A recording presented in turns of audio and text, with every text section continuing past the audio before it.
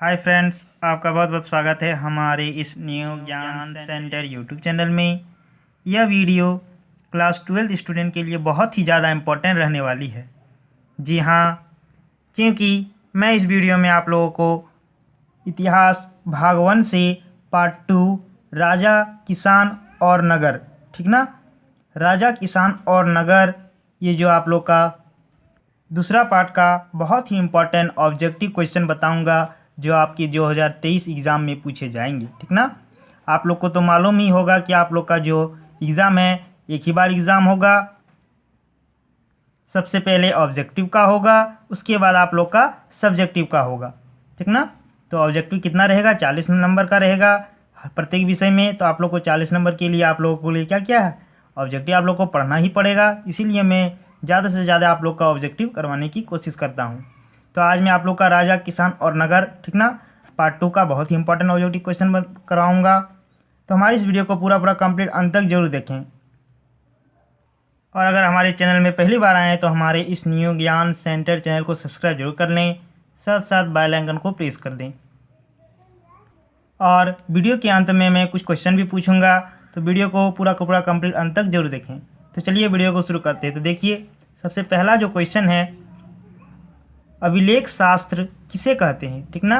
जो ये अभिलेख शास्त्र है वह किसे कहते हैं? तो अभिलेख के अध्ययन को ही क्या कहते हैं? अभिलेख शास्त्र कहते हैं।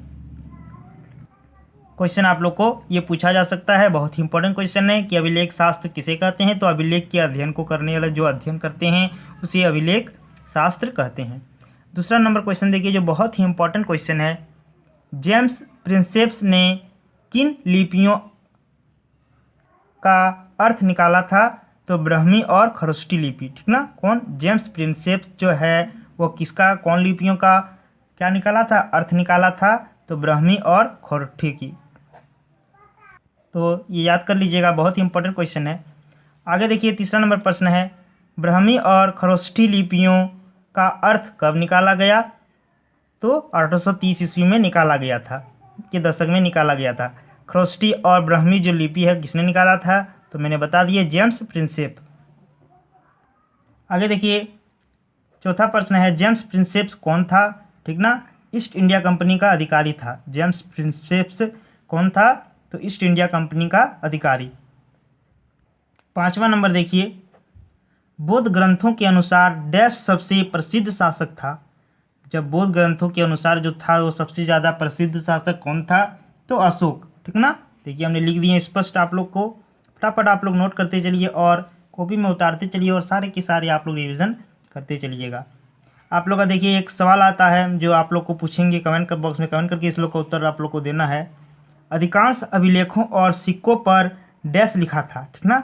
जो अधिकांश जो अभिलेखों और सिक्कों पर जो लिखा हुआ रहता था वह किस पर क्या लिखा हुआ रहता था आपको बताना है। डैश लिखा था, तो इसका उत्तर आप लोग को कमेंट बॉक्स में कमेंट करके देना है। कैसे दीजिएगा? सबसे पहले आप अपना नेम लिखिएगा, ठीक ना, फिर पता यानी कि एड्रेस लिखिएगा, कोई दिक्कत कोई प्रॉब्लम नहीं। उसके बाद आप लोग को जैसे 6 नंबर का है, 6 नंबर लिख के आप लोग को इसका उत्तर लिख देना है। कोई दिक्कत कोई प्रॉब्लम नहीं समझने में। चलिए आगे की ओर बढ़ते हैं। सातवां प्रश्न, पत्थर, धातु या मिट्टी के बर्तन जैसी कठोर सतह पर खुदे होती हैं डैश कहलाते हैं। तो देखिए, अभिलेख का यहाँ पे आप लोग का क्या है, डिफिनेशन है। पूछेगा अभिलेख किसे कहते हैं, अभिलेख क्या है, ठीक ना। ऐसे में आप लोग इसका उत्तर ये आप लोग आसानी से लिख सकते हैं। ये आप लोग का 2 नंबर या 3 नंबर का क्वेश्चन का भी आंसर आप लोग का हो गया, यानी कि सब्जेक्टिव का भी आपका इसका उत्तर हो सकता है। तो जो पत्थर, धातु या फिर मिट्टी, ठीक ना, तीनों बर्तन, तीनों चीज़ में जो लिखे होते हैं उसके ऊपर कठोर सतह पर जो खुदे होते हैं यानी कि उकेरे जाता है उस पर, उसको क्या कहते हैं? अभिलेख कहते हैं। 8वां नंबर प्रश्न देखिए, प्राचीनतम अभिलेख डैश भाषा में लिखे थे। प्राचीनतम जो अभिलेख था वह प्राकृतिक भाषा में लिखा होता था, ठीक ना। चलिए आगे चलिए क्वेश्चन देखते रहिए आप लोग। 9वां नंबर का क्वेश्चन, आरंभिक भारतीय इतिहास में 6ठी शताब्दी ईसा पूर्व को एक महत्वपूर्ण परिवर्तनकारी काल क्यों माना जाता है? आरंभिक राज्यों और नगरों का उदय, लोहे का बढ़ता प्रयोग, सिक्कों का विकास, ठीक ना। ये तीनों हो जाएगा, ठीक ना। ये ए नंबर में ऑप्शन रहेगा, ये बी नंबर में ऑप्शन रहेगा, ये सी नंबर में, और डी नंबर में क्या ऑप्शन रहेगा? ये सभी, ठीक ना। तो आप लोगों को क्या मारना है? ऑप्शन में ये सभी मारना है। इसलिए हमने बता दिए आप लोग को कि ये महत्वपूर्ण परिवर्तन काल था। चलिए आगे देखिए 10वां नंबर का, ओलिगार्कों से क्या अभिप्राय है। जो ओलिगार्को है ना, समूह का शासन था। क्या था? समूह का शासन ओलिगार्कों को कहते थे। 11वां नंबर देखिए, बहुत इंपॉर्टेंट क्वेश्चन है। लगभग डैश में संस्कृत में ब्राह्मणों ने धर्मशास्त्र नामक ग्रंथ की रचना की थी या उसकी शुरुआत की? 6ठी शताब्दी ईसा पूर्व में। कब? 6ठी शताब्दी ईसा पूर्व में इसकी क्या की थी? शुरुआत की थी। आगे चलिए 12वां नंबर प्रश्न देखिए, 6ठी से 4ठी शताब्दी ईसा पूर्व में डैश से सबसे शक्तिशाली महाजनपद बन गया। तो कौन बन गया सबसे ज़्यादा शक्तिशाली? तो मगध हो जाएगा।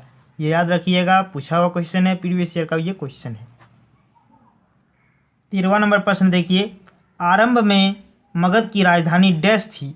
कहाँ थी आरंभ में? ये भी पूछा हुआ क्वेश्चन है। और याद रखिए आप लोग का जो 2022 में जो क्वेश्चन आया था, मॉडल सेट जो 5 गो निकला था आप लोग का मॉडल पेपर से, ये क्वेश्चन लिया गया है।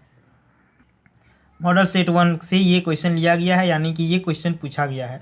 आरंभ में मगध की राजधानी डैश थी। कहाँ थी? राजगीर थी। ठीक ना, कहीं कहीं राजगाह भी लिखा रहता है, कोई दिक्कत कोई प्रॉब्लम नहीं समझने में आप लोग को। ठीक ना, तो जरूर देख लीजिएगा और हमें कमेंट बॉक्स में कमेंट करके जरूर बताइएगा कि मॉडल सेट आप लोग को कराएं कि नहीं कराएं प्रीवियस ईयर का। ठीक ना, और इधर तो आएगा आप लोग का जनवरी में मॉडल सेट, तो उसका मैं तो पूरी अच्छी तरीके से सॉल्व करवाऊँगा। 14वां नंबर प्रश्न देखिए, अशोक के पश्चिमी उत्तर में मिले अभिलेखों में किन भाषाओं का प्रयोग किया गया था? तो अरेमाइक और यूनानी। समझ में आ गया? पश्चिमी उत्तर में जो मिले अभिलेख जो उसमें था, उसमें किन भाषा द्वारा लिखा गया था या प्रयोग किया गया था? तो यूनानी और अरेमाइक। चलिए आगे देखिए क्वेश्चन, मौर्य साम्राज्य की स्थापना किसने की? तो चंद्रगुप्त मौर्य। ये तो जानते ही आप लोग, ये भी क्वेश्चन पूछा गया है, बहुत ही इंपॉर्टेंट है, VVI क्वेश्चन है। 2022 का क्या है? 2022 का ये सेट मॉडल सेट नंबर 2 में क्वेश्चन है। ठीक ना, सेट 1 में भी है, सेट 2 में भी है, आप लोग चाहे तो देख सकते हैं। देखिए 16वां प्रश्न, कलिंग का संबंध किस राज्य से है? आप लोग का ये दूसरा आज का प्रश्न है, जो आप लोग को कमेंट बॉक्स में कमेंट करके उत्तर देना है। राजस्थान, गुजरात, उड़ीसा या हरियाणा। जो कलिंग है वो कौन से राज्य में आप लोग का ये संबंधित है, किस राज्य से संबंधित है, तो बताना है आप लोग को।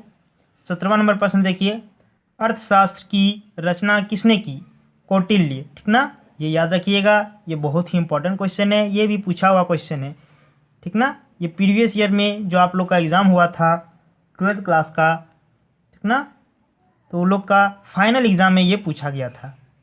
समझ गए ना, कौटिल्य। ठीक ना, इसका नाम बदल देता है कभी कभी, इसका नाम क्या है? कौटिल्य, चाणक्य, क्या है? चाणक्य और विष्णुगुप्त। ठीक ना, तो ये तीनों ही नाम याद रखिएगा, आप लोग को पूछा जा सकता है। चलिए आगे देखिए आप लोग का 18वां नंबर प्रश्न, इसका भी उत्तर आप लोग को कमेंट बॉक्स में कमेंट करके देना है। ठीक ना, इंडिका की रचना किसने की? आप लोग को बताना है, अशोक, मेगास्थनीज, कौटिल्य या कोई नहीं। तो आप लोग का इसका उत्तर कमेंट बॉक्स में कमेंट करके देना है। ठीक ना, 19वां नंबर प्रश्न देखिए, कलिंग पर विजय किसने प्राप्त की थी? तो कलिंग पर विजय कौन की प्राप्त किया था? अशोक। ठीक ना, नोट कीजिएगा आप लोग, बहुत ही इंपॉर्टेंट क्वेश्चन है। लास्ट और आखिरी क्वेश्चन देखिए 20वां नंबर का, स्वर्णगिरी का शाब्दिक अर्थ क्या है? स्वर्णगिरी यानी कि स्वर्ण मतलब क्या हो गया? सोने, गिरी का क्या हो गया? पहाड़। समझ गया ना, तो सोने का पहाड़।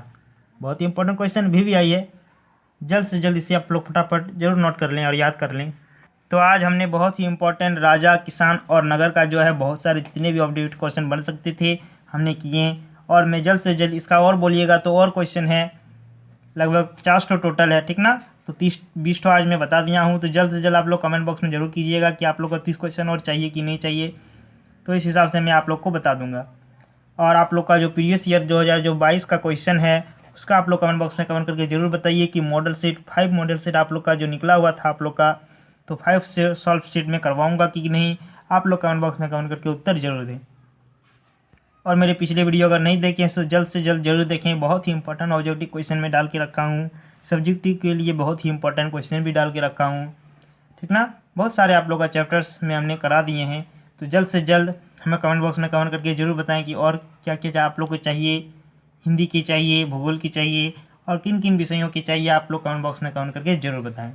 तो चलिए तब तक के लिए बहुत बहुत धन्यवाद। अगर हमारे चैनल में पहली बार आए तो हमारे इस न्यू ज्ञान सेंटर चैनल को सब्सक्राइब जरूर कर लें, साथ साथ बेल आइकन को प्रेस कर दें। तो चलिए मिलते हैं नेक्स्ट वीडियो में। जय हिंद।